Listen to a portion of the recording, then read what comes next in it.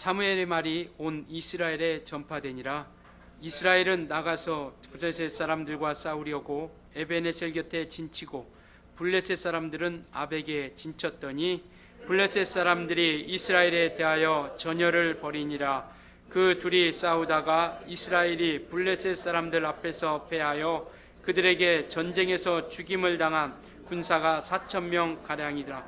백성이 진영으로 돌아오매 이스라엘 장로들이 이르되 여호와께서 어찌하여 우리에게 오늘 블레셋 사람들 앞에 패하게 하셨는고 여호와의 언약궤를 실로에서 우리에게로 가져다가 우리 중에 있게 하여 그것으로 우리를 우리 원수들의 손에서 구원하게 하자 하니 이에 백성이 실로에 사람을 보내어 그룹 사이에 계신 만군의 여호와의 언약궤를 거기서 가져왔고 엘리의 두 아들 홈니와 비느하스는 하나님의 언약궤와 함께 거기에 있었더라.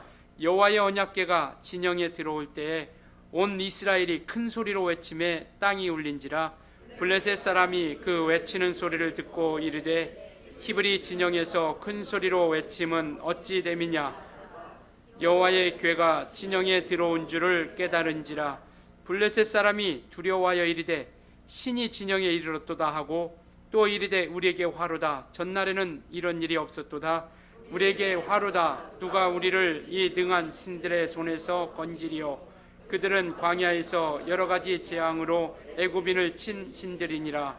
너희 블레셋 사람들아 강하게 되며 대장부가 되라. 너희가 히브리 사람의 종이 되기를 그들이 너희의 종이 되었던 것과 같이 되지 말고 대장부같이 되어 싸우라 하고 블레셋 사람들이 섰더니 이스라엘이 패하여 각기 장막으로 도망하였고 살육이 심히 커서 이스라엘 보병에 엎드려진 자가 3만 명이었으며 같이 읽습니다.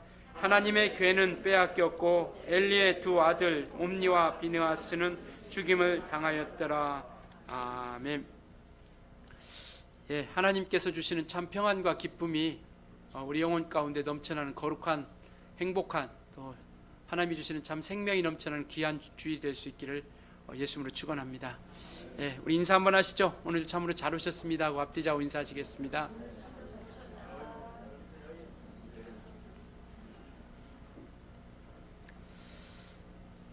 우리 신앙생활은 하나님의 도움을 받는 것으로부터 시작됩니다. 신앙생활은 하나님의 도움을 받는 것입니다.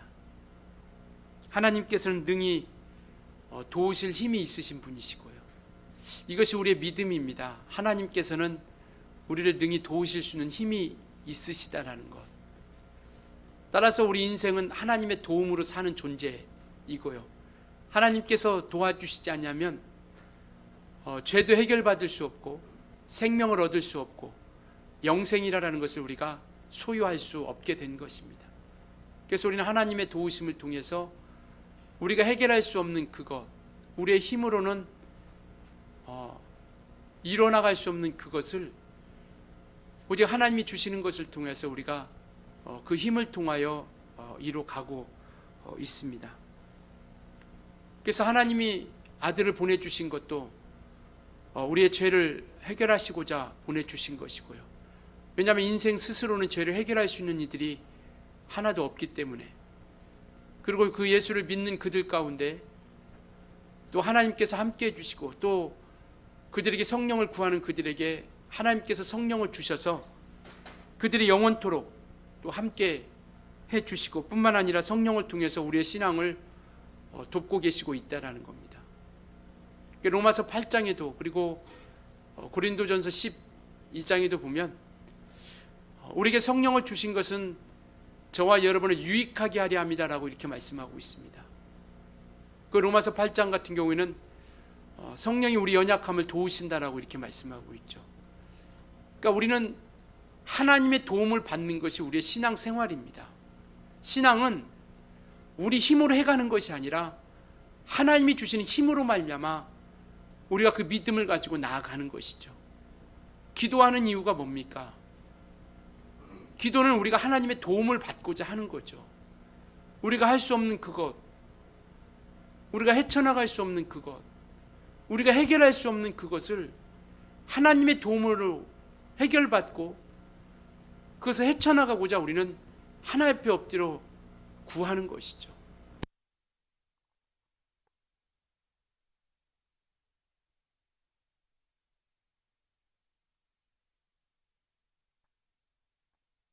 신앙이라는 것은 하나님의 도움으로 살아가는 것이 바로 신앙의 삶이죠. 이와 같이 우리 하나님께서는 도우실 힘이 있기에 그분의 도움을 통해서 우리는 범사 가운데 우리가 하나님을 인정하고 그를 의지하게 되는 것이죠. 우리의 시간, 우리의 삶 가운데서 우리가 주님을 인정하는 겁니다. 교회에서 예배할 때뿐만 아니라 우리가 교회 문을 나가는 그 순간 세상 가운데 살아가는 모든 삶 가운데서 우리가 하나님을 인식하고 살아가는 거죠. 하나님을 의지하고 살아갑니다. 그를 인정하고 살아가는 것이죠. 그랬을 때 하나님께서는 그 삶 가운데서 그 모든 여정 가운데서 우리와 함께 해 주시는 것이죠. 그러니까 우리는 점점점 하나님과 함께하는 시간들을 더욱더 많이 가지는 거죠. 오늘보다는 내일이, 내일보다는 모레가, 올해보다는 내년을 통해서 우리가 하나님과 함께하는 시간을 점점점 늘려가는 겁니다. 우리의 삶이 마치 하나님이 없는 것처럼 살아가는 것이 아니라 하나님과 함께하여서 하나님이 우리를 도우시게 하는 거죠. 우리가 가는 곳곳마다, 우리의 발걸음이 닿는 곳곳마다. 그 신앙은 하나님의 도움을 받음을 통해서 하나님과 함께 나가는 겁니다. 그래서 범사 가운데 주님을, 하나님을 인정하는 것으로 마치지 않냐고, 인정할수록만 끝나는 것이 아니라 그를 우리가 의지하자라는 것이죠. 왜냐하면 다시 한번 말씀드리지만 하나님께서는 우리를 도울 힘이 있기 때문에요. 믿으십니까? 그래서 그 도울 힘이 있는 그분으로 말미암아 나아가는 것이죠. 오늘 본문은 이제 사무엘이라는 사람이 선지자로 활동하기 직전에 본격적인 활동을 시작할 무렵 블레셋과 이스라엘이 전쟁을 치르고 있는 장면입니다. 사무엘은 한나라는 여인을 통해서 하나님께서 주시죠. 아이를 갖지 못하는 그에게 한나가 정말 그와 같이 눈물 흘리며 기도할 때 하나님께서 아이를 주셨는데 그 아이가 사무엘이라는 이 선지자인 겁니다. 그래서 이와 같이 선지자를 통해서 이제 하나님이 이루시고자 하는 그 일을 이루어가죠. 사무엘이라는 이름의 뜻은 뭐냐면 하나님이 구했다라는 뜻입니다. 하나님이 구했다. 그래서 이와 같이 하나님께서 구했다라는 뜻을 가지고 이제 하나님께서 원하시는 그 일을 이루어가고자 하나님께서 사무엘을 선택한 거죠. 그러니까 이 사무엘이 본격적으로 활동하기 시작할 무렵 이제 오늘 본문에는 블레셋과 이스라엘 백성들이 전쟁을 치릅니다. 이 블레셋은 오늘날 팔레스타인들을 이야기하고 있죠. 지금도 계속 전쟁 가운데 있지 않습니까? 끝없이 이스라엘이 괴롭히는 그런 민족이죠. 그래서 이와 같이 전쟁을 치르는데 이 전쟁의 첫 번째 전쟁 가운데 이스라엘이 패하게 됩니다.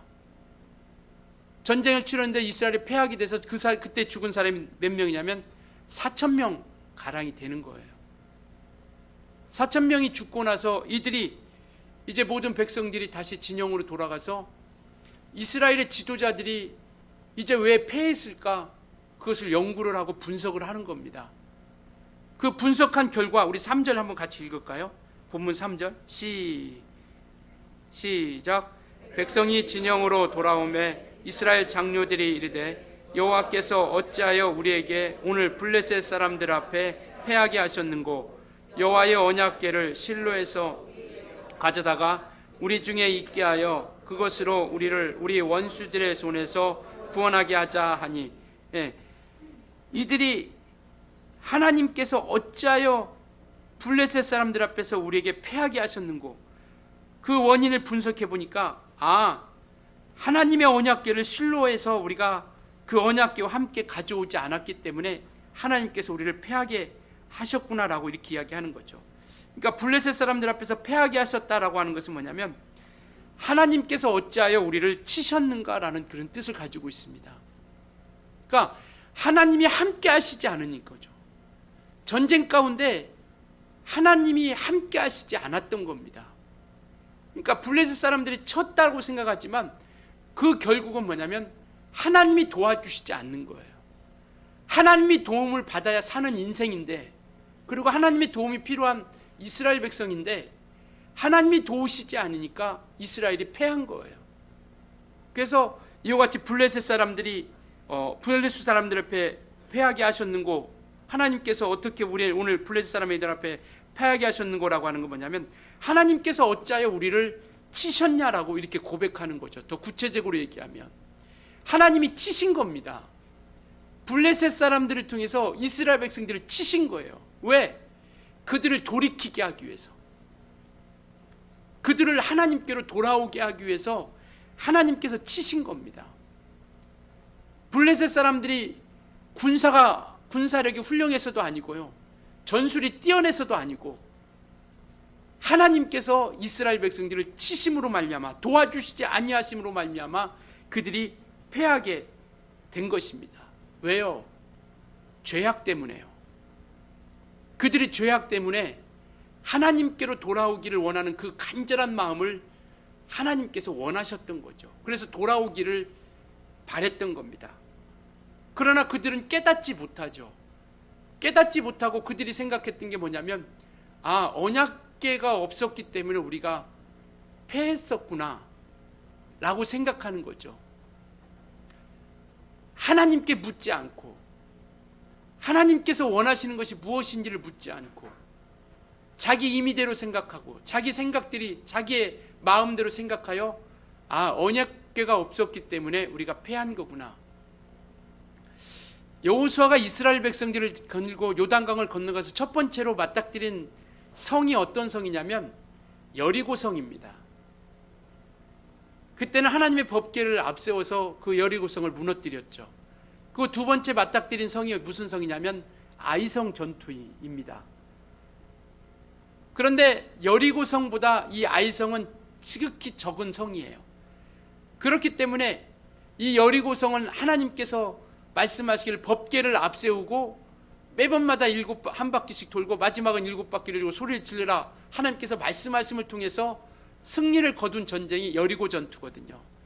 그러니까 이들이 아이성을 대했을 때는 그냥 쉽게 생각했던 거죠. 여리고보다 적고 우리 군사력을 통해서 우리 임의대로 올라가서 치면 능히 이길 수 있다 생각했던 거죠. 그래서 한 3,000명만 올라가는 겁니다. 3,000명만 올라가서 아이성 전투 가운데 싸움을 하죠. 그런데 여러분들이 생각하고 있는 것처럼 이스라엘 백성들이 대패하고 있습니다. 대패를 하죠. 그래서 돌아와서 그들이 하나님께 묻는 거죠. 하나님, 왜 우리가 이렇게 되었습니까? 어떻게 해야 됩니까? 그때 하나님께서 여러 가지 이야기를 말씀하시죠. 그 이야기를 듣고 이 여호수아는 하나님 말씀을 듣고 돌이킵니다. 그리고 두 번째 전쟁 가운데 하나님의 말씀을 붙잡고 올라가죠. 그래서 그 두 번째 전쟁 가운데 아이성을 이기는 겁니다. 그러나 오늘 이 전쟁 가운데 이들은 하나님께 묻지 않아요. 하나님께서 왜 이렇게 하셨는지 하나님이 깨닫고자 하시고자 하는 것이 있는데 이들은 그걸 묻지 않습니다. 대신 임의대로 생각하는 거죠. 언약궤가 없어서 그러는가 보다. 그 하나님께서 내버려 두죠. 그래서 그들이 언약궤를 가지고 옵니다. 실로에 가서 언약궤를 가지고 오고, 그리고 당시의 제사장인 엘리의 제사장 아들 홈니와 비느하스가 그 언약궤와 함께 있습니다. 전쟁에 이겼을까요? 졌을까요? 졌어요. 그들이 그 언약궤를 가지고 왔을 때, 오제를 보면 뭐라고 이야기하고 있냐면, 여호와의 언약궤가 진영에 들어올 때 온 이스라엘이 큰 소리로 외치며 땅이 울리더라. 얼마나 함성을 질렀으면 그 언약궤가 오니까 이제 됐다, 이제 우리가 이겼다, 너무나도 기뻐 뛰고 즐거워하면서 그 함성이 땅이 울린다라고 이렇게 표현하고 있어요. 그것을 통해서 당연히 그들은 이겼다라고 생각하고 당연히 이길 수 있다라고 생각했던 거죠. 그 소리가 들리니까 블레셋 진영에 있는 사람들도 놀란 겁니다. 그러고 나서 이 언약궤가 들어오는 걸 보고, 저들을 애굽 땅에서 인도해냈던 하나님의 신이, 그들 이스라엘의 신이 이제 왔구나. 왜냐하면 당시에 그 모든 나라들은 그 나라를 지켜주시는 신이 있다라고 생각했습니다. 그래서 이스라엘을 지켜주는 신이 여호와라고 생각했던 거죠, 이 블레셋 사람들은. 그리고 그 힘이 언약궤, 법궤에 있다라고 생각했던 겁니다. 그래서 그것이 들어오는 것을 보고 이들은 두려웠던 거예요. 그러면서 두려워하긴 하는데 두려우면 도망가고 뭐 어떻게 하는 것이 아니라, 두려워하는데 그들이 이야기하는 건 뭐냐면, 야, 우리가 더 강하게 하며 대장부가 되라. 9절에 뭐라고 말씀하고 있냐면, 너희 블레셋 사람들아, 강하게 되며 대장부가 되라. 너희가 히브리 사람의 종이 되기를 그들이 너희의 종이 되었던 것 같이 되지 말고 대장부같이 되어 싸우라. 하나님께서 그 마음을 더 강팍하게 하는 겁니다. 그래서 이와 같이 히브리 사람이 종이 되는 거죠. 이게 히브리 사람들이 블레셋 사람이 종이 되었던 그런 상황과 같이, 너희가 전쟁에서 지게 되면 너희가 이제 히브리 사람들의 종이 될 것이니까 우리가 그렇게 되어서는 안 되지 않느냐라고 블레셋 사람들을 독려하는 거죠. 그래서 대장부가 되라, 강하게 되자, 그래서 우리가 싸우자라고 이야기하는 겁니다. 그러면서 그 전쟁 가운데, 두 번째 전쟁 가운데서 이스라엘 백성들이 대패하고 말죠. 그리고 죽은 사람이 몇 명이에요? 4만 명이 됩니다.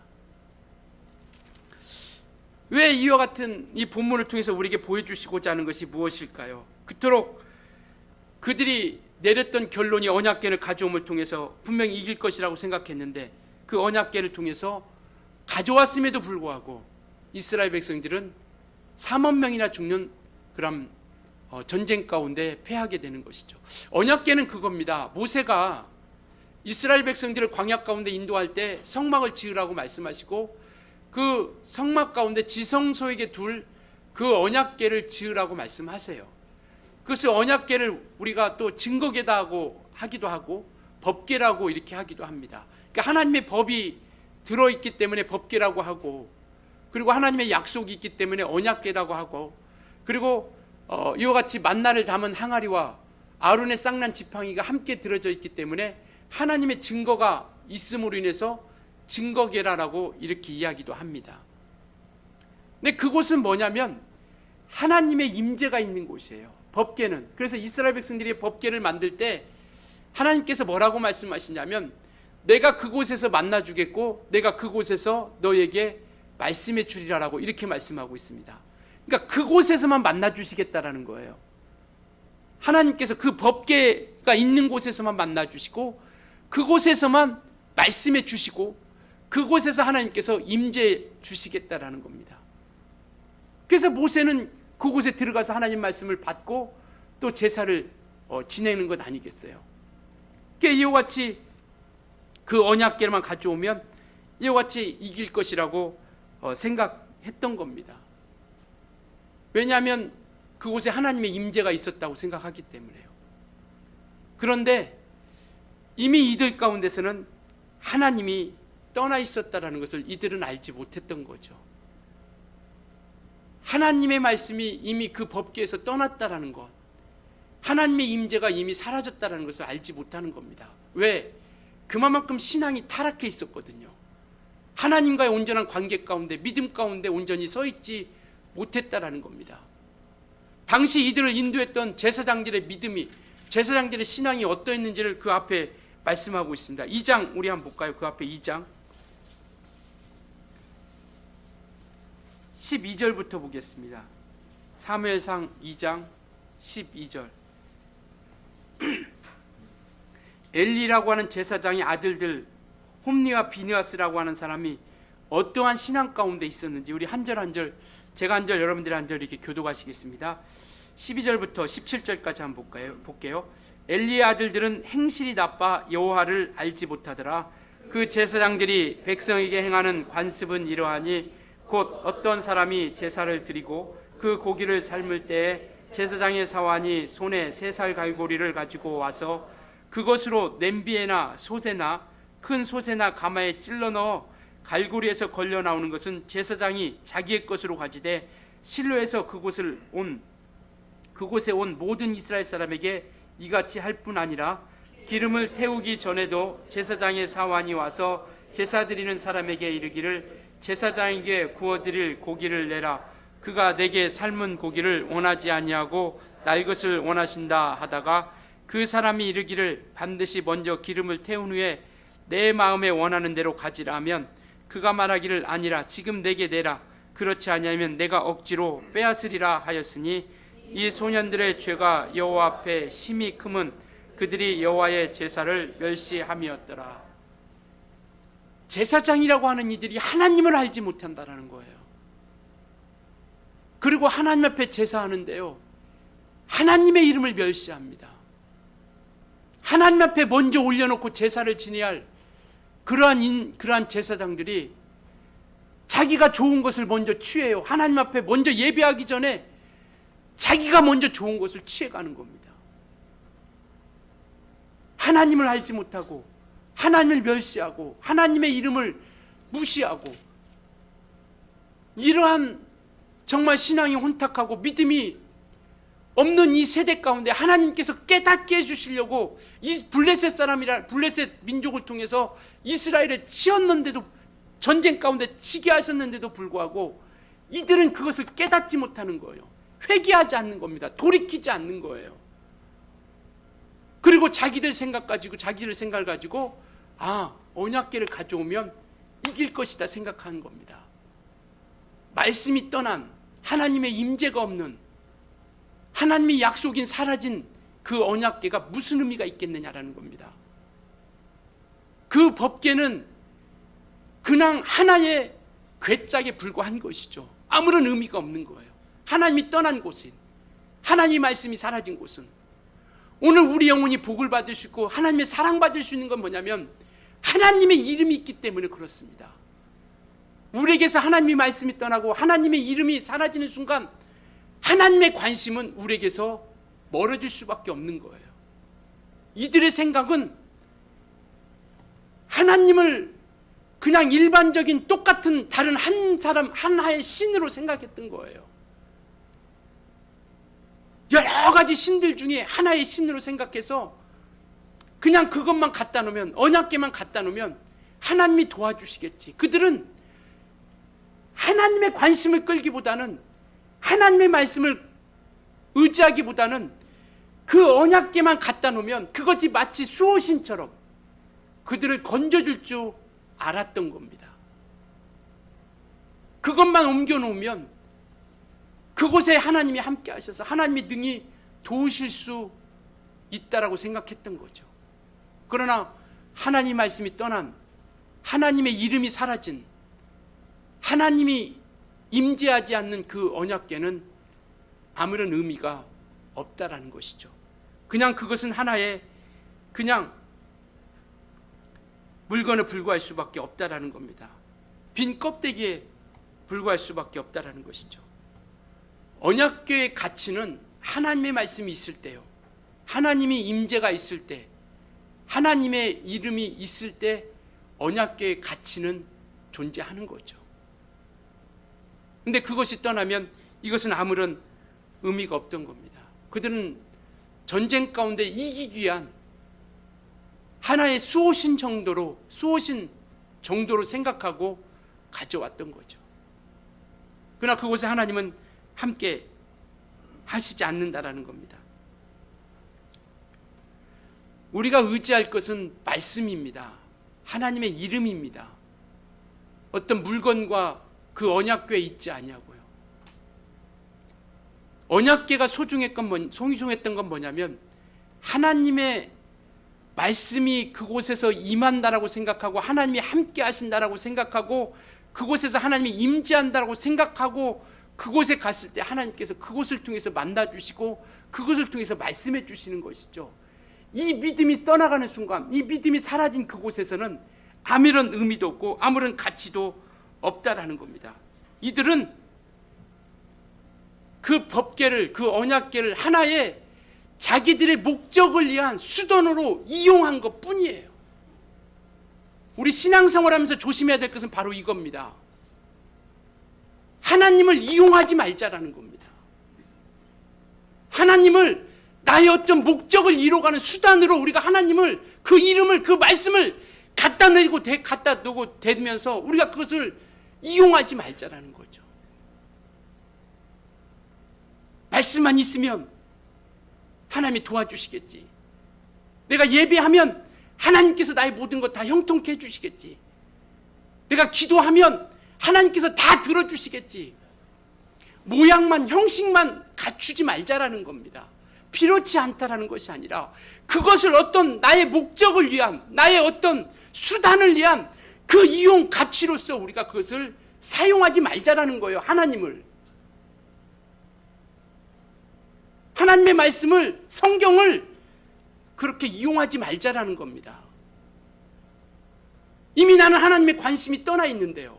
내 안에는 하나님 말씀이 없는데, 내 안에는 하나님께서 나는 내게 관심 가져주지 않은데, 그 모든 어떤 외식, 어떤 보여주는 모습이 뭐가 그렇게 중요하겠습니까? 그래도 예배하는 자들도 하나님께서 그래서 말씀하시죠. 신령과 진정으로 예배하는 자들을 찾으시느니라라고 이렇게 말씀하고 있죠. 그러니까 이와 같이 우리와 같이 하나님 말씀, 우리 목적을 달성하기 위한 수단이 아니라, 방법이 아니라, 우리는 그분의 뜻을, 그 말씀을 이루어가는 자들이 오히려 그렇게 되어져야 된다라는 겁니다. 이스라엘 백성들은 그 언약궤를 그냥 갖다 놓으면 전쟁 가운데 이길 거라 생각했던 거예요. 그러나 하나님께서는 그곳에서 우리가 살펴봤던 것처럼 전쟁에서 승리케 해주신 것이 아니라 패하게 만들죠. 그래서 1차 때보다 더 많은 사람들이 죽게 만드는 겁니다. 뿐만 아니라 언약궤까지 빼앗기죠. 그리고 제사장들이 죽습니다. 홈리와 비느하스가 죽어요. 제 언약궤는 빼앗기고, 사람은, 전쟁은 패해서 사람들은 4만 명이나 죽고요. 언약궤를 가져왔는데 왜 그럴까요? 언약궤를 가져왔는데 그들에게는 그들의 믿음이 없었던 겁니다. 하나님께 대한 믿음이 없었던 거예요. 하나님이 원하시는 것은 돌이키기를 원하는 겁니다. 그리고 이제 그 이후에 이제 홈리와 비느하스 제사장, 아버지인 엘리 제사장도 그 소식을 듣고, 법궤를 빼앗겠다는 소식을 듣고 의자에서 넘어져서 목이 부러져서 죽습니다. 그러니까 이와 같이 죄악이 관영했던 그 시대의 모든 제사장들은 하나님께서 다 치시고, 새롭게 사무엘을 통해서 이스라엘 백성들을 이끌어 가시기 시작하는 거죠. 그래서 사무엘상 7장에 보면 사무엘을 통해서 이제 하나님께서 이스라엘 백성들에게 법궤를 다시 한번 법궤를 가지고 오고, 미스바라는 곳에 모여서 회개 운동을 통하여 이들이 다시 한번 사무엘을 통하여 하나님께서 말씀으로 이끌어 주시기 시작하는 겁니다. 다시 한번 기회를 주시는 것이죠. 우리는 이와 같이 정말 하나님께서 원하시는 말씀이 있어야, 하나님이 원하시는 말씀, 그리고 하나님이 임재하시는 그곳이 되었을 때 마침내 하나님의 도움을 받을 수 있다는 것이죠. 성경책이 우리를 지켜주지 못합니다. 십자가의 모양이 우리를 지켜줍니까? 지켜줄 수 없어요. 예수 믿는 사람들도 십자가 목걸이, 십자가 팔찌 뭐 이런 거 많이 하죠. 왜? 그것이 마치 있으면 내가 좀 보호받는 느낌이 들거든요. 그런 생각을 합니다. 그래서 이스라엘 백성들이 이끌을 때 놋뱀을 보는 자마다 살아나는 역사가 나타나게 하셨죠. 뱀에게 물린 자들이 놋뱀을 바라보면 살게 하나님께서 놋뱀을 통해서 보여주십니다. 그런데 히스기야 왕 때 그 놋뱀마저도 다 부셔버려요. 왜? 놋뱀이 이미 우상이 되어버린 거예요. 그것을 통해서 뭔가 구원이 있다라고 생각하는 겁니다. 하나님의 말씀이 순종했기 때문에 그것이 구원의 역사가 이루어지는 것이죠.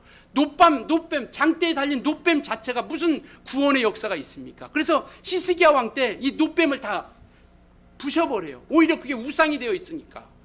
성경 만회하는 것이 교회 예배했으니까, 내가 성경을 많이 읽었으니까 이것이 오히려 우상이 돼서 하나님과 상관없이 살아간다는 겁니다.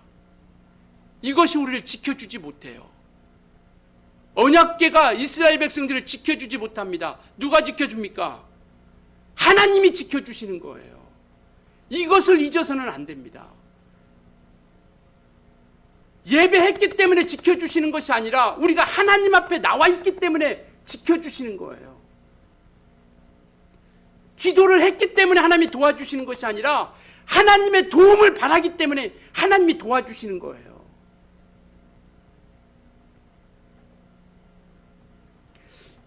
오늘 이 본문을 통해서 우리는요, 이와 같이 하나님의 말씀이 어떤 우리의 목적을 이루어가는 수단이나 그런 이용의 방편으로 생각하지 않았으면 좋겠습니다. 나 예배했으니까 이제 이번 한 주는 내가 정말 잘 될 거야. 형통할 거야. 내가 원하는 거 다 이루어질 거야. 하나님의 관심을 끌었으면 좋겠습니다. 하나님을 우리가 그분의 인도함을 받고 그분이 우리에게서 당연히 도와주실 것이다라고 생각하지 말고, 당연히 내가 같이 이러한 모든 것들, 이러한 어떤 모형과 어떤 이러한 상징을 통해서 당연히 도와주실 것이라 생각하지 말고 하나님의 관심을 끌었으면 좋겠습니다. 하나님이 나에게 정말 이곳에 내 안에 있는 예수 이름에, 그리고 내가 하나님과 함께하는 그 믿음 가운데, 그래서 우리는 온전한 믿음과 함께 순종함과 함께 우리가 주 앞에 나아갈 수 있어야 된다는 것이죠. 이용하지 말고 청종하자라는 겁니다. 청종이 무슨 뜻입니까? 잘 듣고 쫓아가자라는 겁니다. 마치 정말 예배하는 것이 정말 어떤 이와 같이 뭔가 이걸 통해서 내가 하나님의 도움을 받으려고 하는 그러한 것이 아니라 하나님을 만나자라는 겁니다. 은혜를 받자라는 것이죠. 하나님과의 관계를 우리가 회복하자라는 겁니다.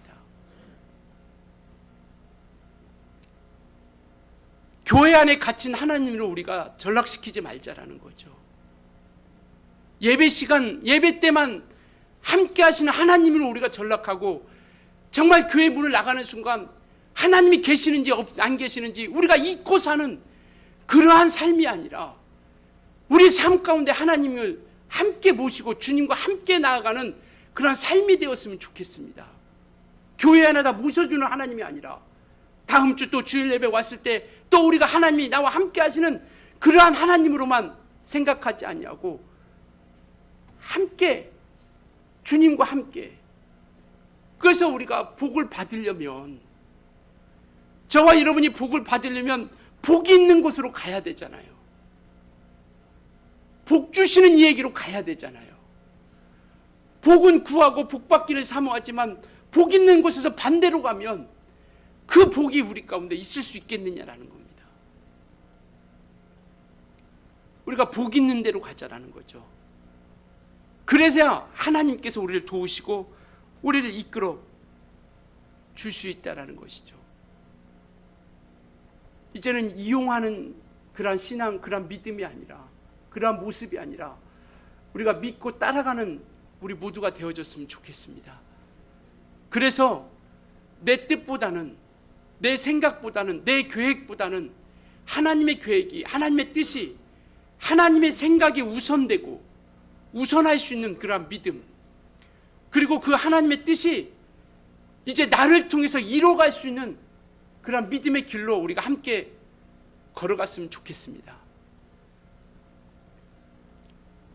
언약궤만 갖다 놓으면 이기는 그런 마치 수호신처럼, 마치 막연하게 그냥 미신을 섬기는 것처럼 그러한 신앙이 아니라, 이제는 하나님의 편에 서서 하나님의 인도함 받고 하나님 앞에 우리가 오히려 우리는 하나님의 수단이 되어지자라는 거죠.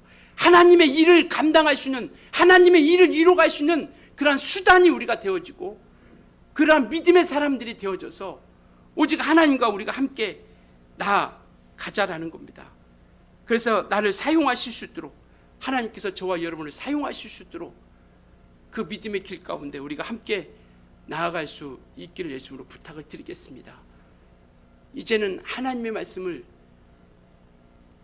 순종하기 위해서 우리가 듣자라는 것이죠.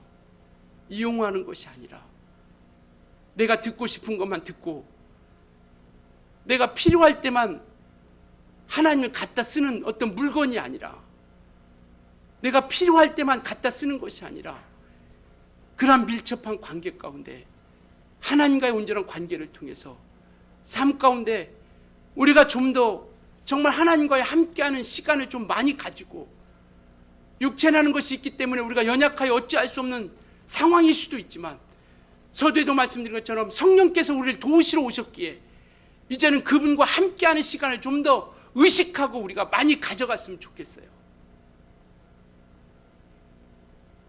예를 들어서 1시간 동안 오늘 하루 1시간 하나님과 함께하는 시간을 가지고 나아갔다면 내일은 10분이라도 더 하나님을 의식하고 하나님을 생각하고 하나님의 마음에 두고 하나님의 말씀을 품고 있는 그런 믿음의 삶으로서 우리가 한 발짝 한 발짝씩 나아갔으면 좋겠습니다. 그럴 때 하나님의 도움을 구할 때 하나님께서는 우리를 도와주시는 것이죠.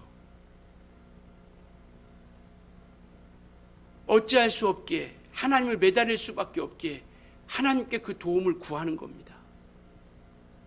그래서 그 하나님의 도움을 통해서 우리가 이겨나가는 거죠. 저와 여러분은 하나님의 자녀입니다. 우리가 무엇이 있어서 자녀가 아니라 예수의 보혈과 예수의 이름이 있기 때문에 하나님의 자녀 삼아주신 거예요. 그렇기 때문에 우리 하나님께서 그것을 끝까지 보시고 우리를 끝까지 인도하실 수 있도록 그 믿음을 변치 않고 달려갈 수 있었으면 좋겠습니다. 사람은 우리를 실망시킬 때도 있고요. 사람은 우리를 어렵게 할 때도 있습니다. 하나님은 우리에게 신실하신 분이세요. 그분 우리를 실망시키지 않는 분이십니다. 정말 끝까지 그분과 함께 의지하고 수단이나 이용이 아닌 정말 청종하여 주님과 함께 달려가시는 우리 모든 주님의 교회, 우리 성도님들이 되어줄 수 있기를 예수님으로 축원합니다.